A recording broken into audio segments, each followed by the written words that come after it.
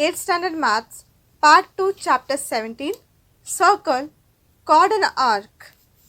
आपने ये तो पढ़ाई है कॉर्ड क्या होता है और आर्क क्या होता है, ठीक है। अभी एक सर्कल ड्रॉ है, इसमें से आपको कॉर्ड क्या दिख रहा है? ये जो A B sorry B C जो है ना, ये होता है कॉर्ड, ठीक है, बी एंड सी। एंड ये जो लाइन बन के है, ये इसके परपेंडिकुलर लाइन बन के है, ठीक है। A Q is perpendicular to B C, normal, ठीक है।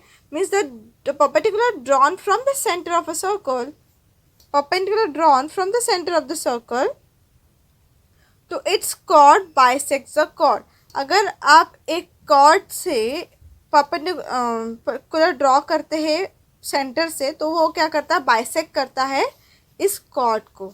Simple, okay.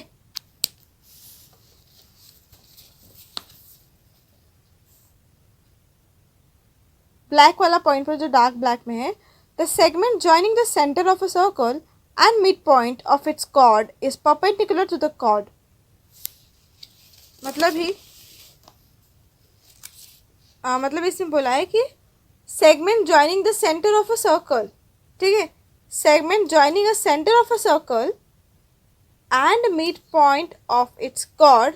एंड ये मिड पॉइंट है, ये कॉर्ड है बी सी, इसका मिड पॉइंट पे एक जॉइंट हो रहा है, तो क्या हो जाएगा? वो परपेंडिकुलर टू द कॉर्ड हो जाएगा। The A B sorry A Q is perpendicular to the chord B C, that's it.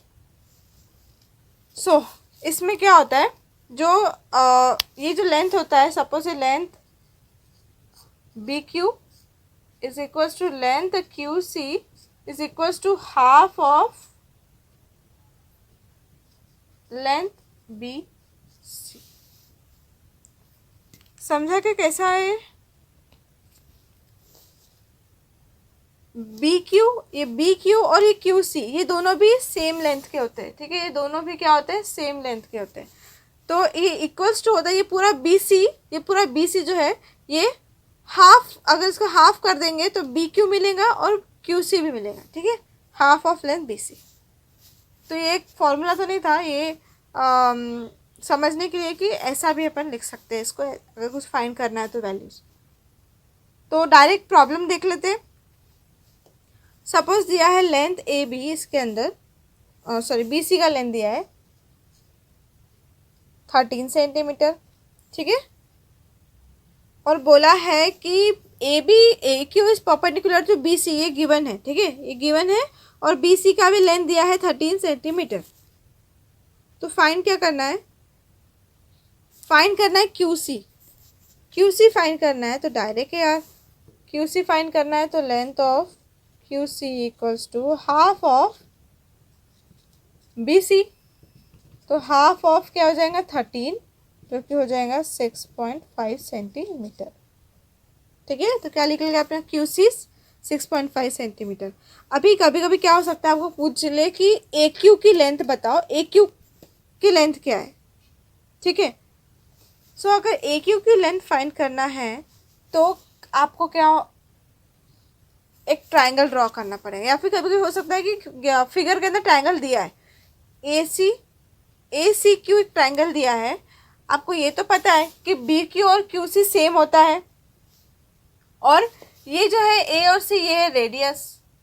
तो आप हाइपोटेन्यूस का फॉर्मूला लगा के ए क्यू निकाल सकते हो। अगर क्यू सी और रेडियस दिया है तो हाइपोटेन्यूस का फॉर्मूला लगा के ए क्यू भी क्या हो जाएगा? निकल जाएगा, ओके। सो ऐसे प्रॉब्लम्स भी आते हैं सॉल्व करने के लिए, ठीक है। अभी अपन कॉन्ग्रुएंट आर्क देख लेते हैं, आर्क के बारे में देख लेते हैं।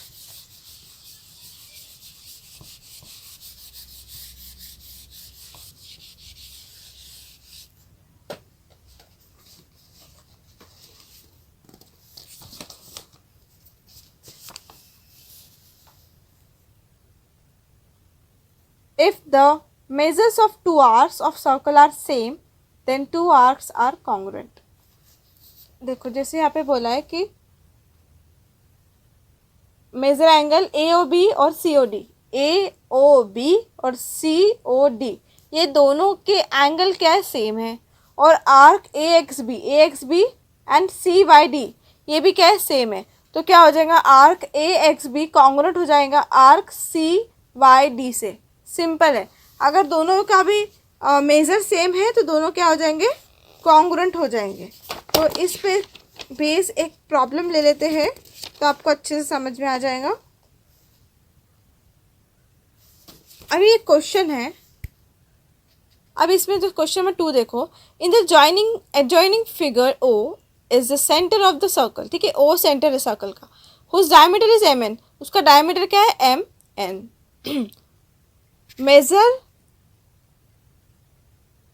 Major of some central angles, central angles मतलब जो सेंटर से होके जो जाते हैं central angle. So central angle are given in the figure, so hence find the following. नीचे कुछ 3 पॉइंट्स दिए, अपन उसमें से कुछ सॉल्व करते हैं। तो फर्स्ट ये फाइंड करने के लिए कि major angle A O B and major angle C O D find करो। A O B and C O D क्या करना है, अपने को फाइंड करना है। ठीक है, आपने फिगर देख लिया। तो यहाँ पे अपन फिगर को बना ही लेते हैं।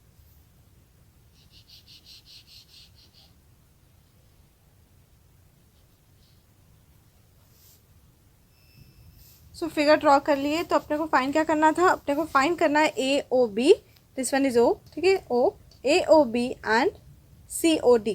ठीक है, A O B and C O D क्या करना है, फाइंड करना है। सो कैसे फाइंड करेंगे, देखो इसमें सेगमेंट एम एन जो है वो क्या है, डायमीटर है ना। और एम ओ ए और ए ओ एन, एम ओ ए और ए ओ एन। देखो ये वाला एंगल और ये वाला एंगल, अगर ये दोनों को अपन ऐड करते हैं तो क्या होता है, 180 डिग्री होता है। डायमीटर है ना, तो डायमीटर से जो भी, देखो ये लाइन पूरी जो ये होती है यहाँ से, ये पूरा क्या होता है, 180 डिग्री होता है लाइन का। मतलब ये यहाँ से यहाँ तक 180 डिग्री है, तो ये पूरा हो जाएगा 180 डिग्री। एडिशन करेंगे दोनों एंगल का तो 180 डिग्री आएगा। आप ही देखो ना, अगर ये ऐसा है, ठीक है, यहाँ पे अगर ऐसा एंगल बन के, ठीक है, ये एंगल और ये एंगल, ये दोनों एंगल को प्लस करेंगे तो क्या हो जाएगा, 180 डिग्री आएगा। सिंपल है। Okay, so measure angle M O A plus major angle A O N is equals to 180 degree. ठीक है, measure angle A O N, A O N, A O N के अंदर आपको 2 एंगल दिख रहे हैं, एक ए ओ बी दिख रहा है और एक बी ओ एन भी दिख रहा है। तो उसको अपन वैसे लिख लेते हैं, major angle M O A plus major angle A O N को कैसे लिख रहे हैं अपन, major angle A O B plus major angle B O N equals to 180 degree. अब वैल्यूज पुट कर दो। Major angle M O A दिया है, एम ओ ए 100 दिख रहा है अपने को, 100 plus major angle A O B दिख रहा है कि नहीं दिया है, तो वही तो फाइंड करना है अपने को। Measure angle B O N दिख रहा है 35 डिग्री इक्वल्स टू क्या है, 180। ठीक है, 100 प्लस 35 is 135 plus major angle A O B equals to 180। Measure angle A O B निकालना है तो इसको अकेला कर देंगे और 135 को उधर भेज देंगे, तो 180 माइनस 135, 180 माइनस 135 इज 45। तो अपना ए ओ बी क्या निकला है, 45। ए ओ बी निकालना था और क्या निकालना था, major angle A O B and major angle C O D, means C O D this one. So ये दोनों सिमिलर है, A O B and C O D. Major, देखो measures of some central angle are given the figure. So बोला है कि find, देखो ना आप ये पूरा लेफ्ट साइड देखो और राइट साइड देखो। लेफ्ट साइड 180, राइट साइड 180, तो लेफ्ट साइड के अंदर ये 100 हो गया, ये 35 हो गया, तो सेम राइट साइड में भी ये 100 है, ये 35 है, तो ये एंगल जो निकलेगा वही एंगल रहेगा, मतलब दोनों भी एंगल सेम है। अगर ये 45 निकला है तो सिमिलरली लिखना ज़रूरी है, आपको बताना है कि कैसे आया। मेजर एंगल COD भी हो जाएगा, क्या हो जाएगा 45 डिग्री। सिंपल, बस इसी तरीके से इसको फाइंड करना था और कुछ भी नहीं। ठीक है, सो ये था इसका आंसर। बस इसी टाइप से आपको बाकी की प्रॉब्लम्स भी क्या करने हैं, सॉल्व करने हैं। सो इस चैप्टर में इतना ही था। इसके वीडियो के नीचे आपको लिंक मिलेंगी, वहाँ पे जाके आप इसके जितने भी प्रैक्टिस सेट्स हैं इस चैप्टर के वो वहाँ से डाउनलोड कर सकते हैं। एंड पहले आप अपने मन से सॉल्व करके देखना। अगर आपको नहीं जम रहा है, आप पहले खुद से ट्राई करो। अगर आपको नहीं जम रहा है तो फिर आप जाके वहाँ से सॉल्यूशंस देख सकते हो। ओके, तो this is the last chapter of this subject. Thank you.